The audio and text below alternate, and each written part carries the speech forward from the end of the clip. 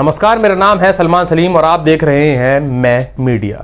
बंगाल चुनाव सर पर है और जब से बंगाल की मुख्यमंत्री ममता बनर्जी ने भवानीपुर के साथ साथ नंदीग्राम से भी चुनाव लड़ने की घोषणा की है, तब से पूरे देश की नजर नंदीग्राम पर जम चुकी है।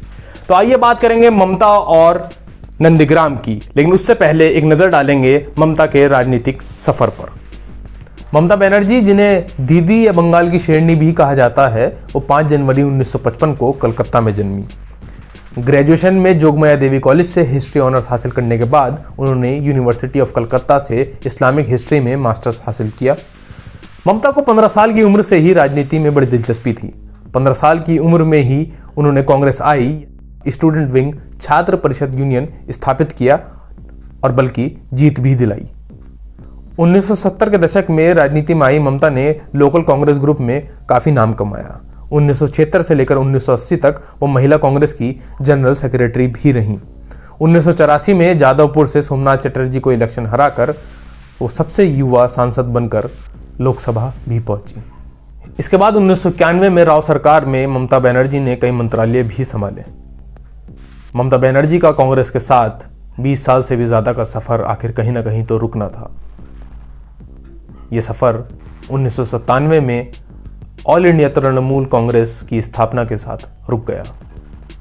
तो अब बात करेंगे आखिर क्यों नंदीग्राम की सीट इतनी महत्वपूर्ण है।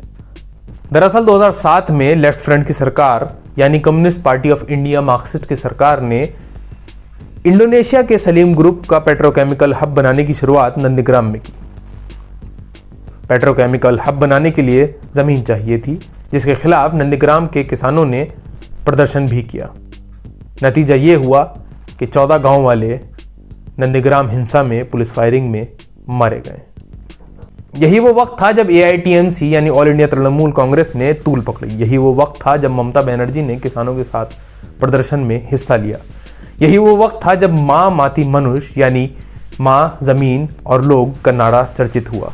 यही वो जगह थी जहां ममता बनर्जी को किसान नेता के रूप में स्वीकारा गया। यही वो प्रदर्शन था जिसने 34 साल से शासन कर रही communist party of India Marxist की सरकार को जड़ से उखाड़ फेंका और 2011 में ममता बनर्जी को सत्ता की कुर्सी पर ले जा बिठाया। राजनीतिक विशेषज्ञों का कहना है कि देश भर में किसान आंदोलन के चलते हुए ममता भवानीपुर के अलावा नंदीग्राम से चुनाव लड़कर यह संदेश देना चाहती हैं कि वो अब भी किसानों के पक्ष की नेता हैं और किसानों के अधिकारों के लिए चिंतित है। नंदीग्राम से लड़ने की एक और वजह है। कुछ दिन पहले ही TMC के MLA शुवेंदु अधिकारी ममता की पार्टी छोड़कर BJP में चले गए। कहा जाता है कि ममता बनर्जी के भतीजे अभिषेक बनर्जी का बढ़ता हुआ कद पार्टी में उन्हें बर्दाश्त नहीं हुआ। तो ममता बनर्जी नंदीग्राम से चुनाव लड़कर अपने प्रतिद्वंदी शुवेंदु अधिकारी को यह संदेश देना चाहती हैं कि उनका होना ना होना TMC के लिए मायने नहीं रखता। TMC की जड़ें आज भी उतनी ही मजबूत हैं जितनी 2007 नंदीग्राम आंदोलन के दौरान थी। शुवेंदु अधिकारी भी कोई कच्चे खिलाड़ी नहीं है।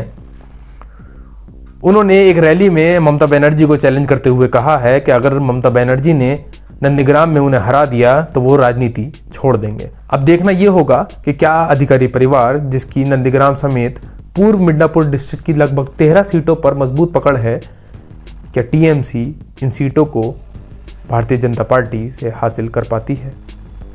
ऐसे में ममता बनर्जी का नंदीग्राम से चुनाव लड़ना ही पार्टी के कार्यकर्ताओं में एक नया जोश भरने के बराबर है।